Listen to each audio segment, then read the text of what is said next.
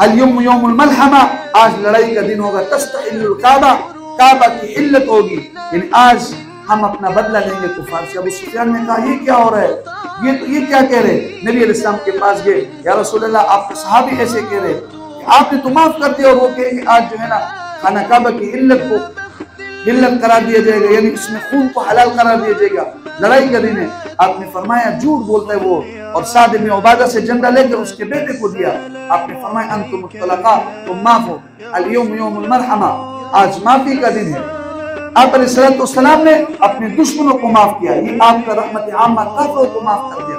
वहशी इब्न herb, जिसने आपके सच्चे चचा हज़रत हमजा को शहीद किया था, शहीद करने के बाद उनका मुस्लक किया था, नाक काटा था और आंखें निकाले थे, आप अलैहिस्सलाम ने उसको माफ कर दिया। जिन लोगों ने आपको मक्का मुकर्रमा से निकाला था, आप अलैहिस्सलाम ने उनको मक्का मुकर्रमा से नहीं निकाला।